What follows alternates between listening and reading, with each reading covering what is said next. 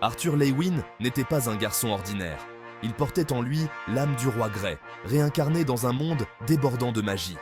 Ce monde, dit Katen, lui était à la fois familier et étrange. Familier dans ses luttes humaines, étrange dans ses éléments fantastiques. Arthur s'était entraîné dès son plus jeune âge, perfectionnant son contrôle du mana. Il rêvait d'une vie paisible, loin des luttes de pouvoir de sa vie passée. Il trouva refuge dans l'enceinte de l'Académie Xyrus, un phare de savoir et de camaraderie. Mais le destin, semblait-il, en avait décidé autrement.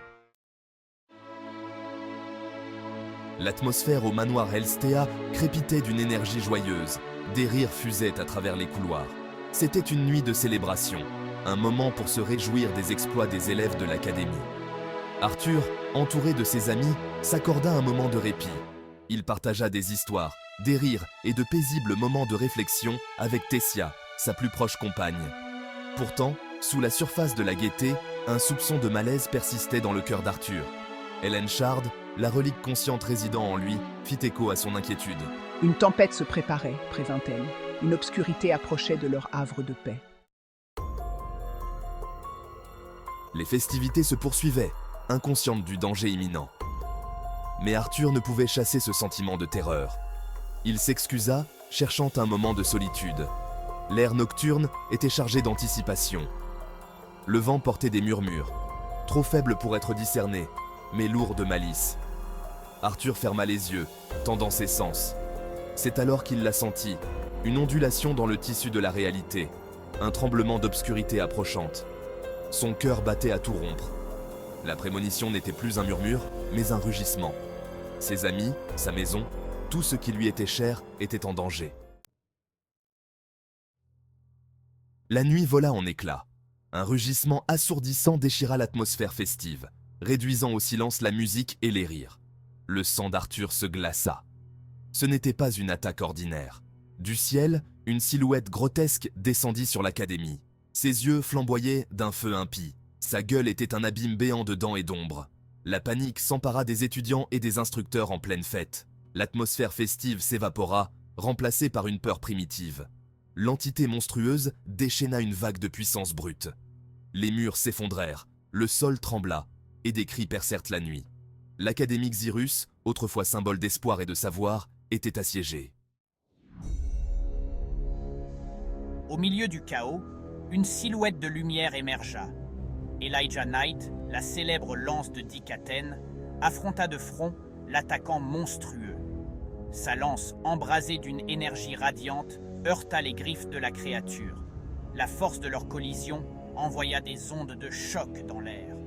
Elijah, un phare de force et de résistance, combattait avec la fureur d'un homme protégeant sa maison. Mais la créature était implacable, son pouvoir apparemment illimité. Malgré les efforts vaillants d'Elijah, la créature poursuivait son attaque. Le destin de l'Académie Xyrus était en jeu. L'assaut de la créature se poursuivait sans relâche. Les bâtiments s'effondraient, consumés par des flammes obscures. Les étudiants et les instructeurs se battaient avec courage et désespoir, mais ils étaient surpassés. Arthur, le cœur battant dans sa poitrine, savait qu'il ne pouvait pas rester les bras croisés. Il devait agir, protéger ses amis, sa maison. Mais l'ampleur même de l'attaque le laissait désemparé. L'air était épais de fumée et de l'odeur nauséabonde de la peur. La tapisserie autrefois vibrante de l'Académie Xyrus était déchirée, fil par fil, dans une agonie sans fin.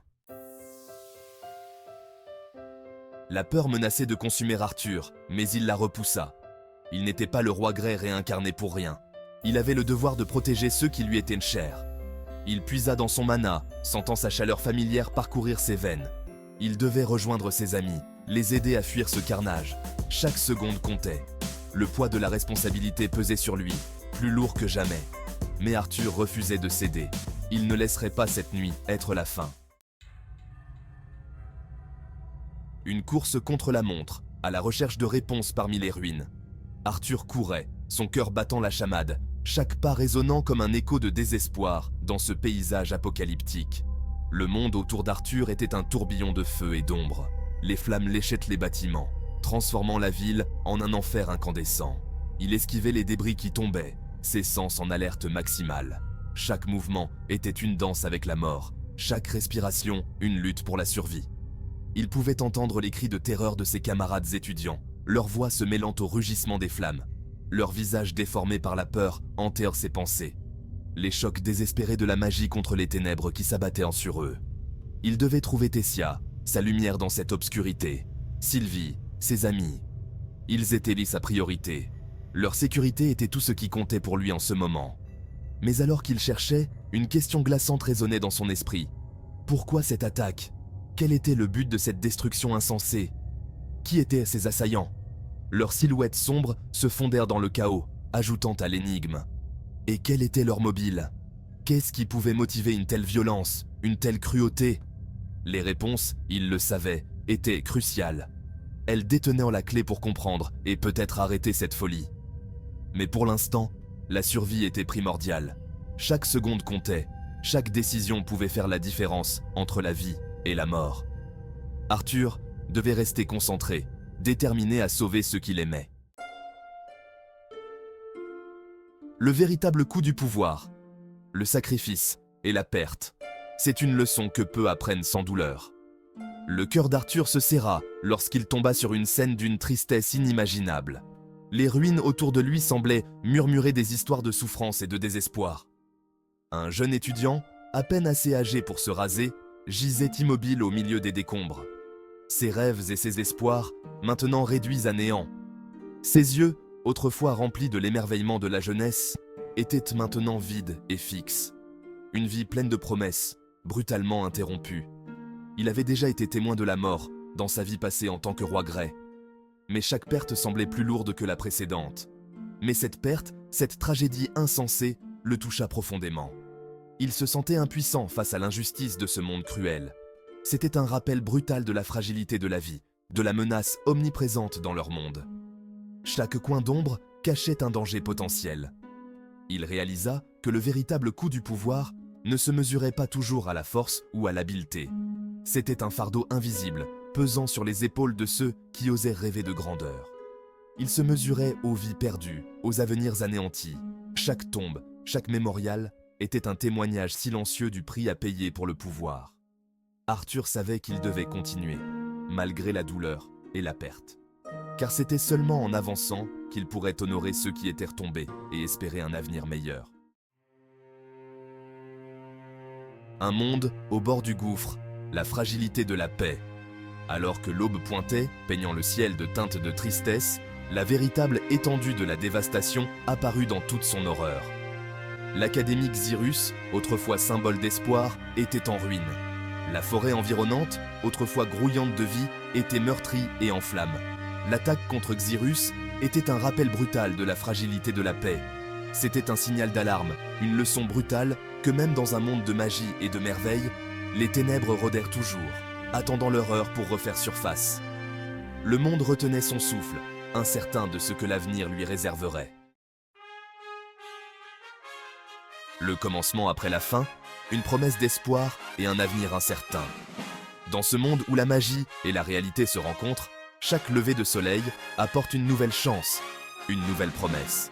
Arthur se tenait au milieu des cendres de sa vie passée, le cœur lourd de chagrin et de rage. Les ruines autour de lui n'étaient pas seulement des pierres et des débris, mais les vestiges de ses rêves brisés. L'attaque avait fait tant de ravages, mais elle avait aussi allumé un feu en lui. Un feu qui brûlait avec une intensité nouvelle, alimentée par la perte et le désir de justice. Il était né de nouveau dans ce monde pour une raison. Chaque fibre de son être le poussait à se relever, à se battre, à trouver un sens à cette nouvelle vie. Il ne laisserait pas cette tragédie être la fin. Arthur savait que son destin était de reconstruire, de redonner espoir à ceux qui avaient tout perdu. Il reconstruirait, plus fort qu'avant. Chaque pierre posée serait un hommage à ceux qui étaient tombés, chaque mur érigé une promesse de protection. Il honorerait la mémoire des disparus en luttant pour un avenir meilleur. Chaque prière murmurée, chaque larme versée serait une motivation supplémentaire pour avancer. Le chemin qui l'attendait était semé d'embûches, mais Arthur était prêt à affronter chaque défi, chaque obstacle, avec une détermination inébranlable. Il n'était plus seulement un garçon avec une vie antérieure, Il était devenu un symbole de résilience, un phare d'espoir pour ceux qui avaient en perdu leur chemin. Il était Arthur Leywin, et il affronterait la tempête qui s'annonçait avec un courage inébranlable. Chaque coup de vent, chaque éclat de tonnerre ne ferait que renforcer sa détermination. Le commencement après la fin ne faisait que commencer. Une nouvelle ère s'ouvrait, pleine de promesses et de défis, et Arthur était prêt à écrire son propre destin.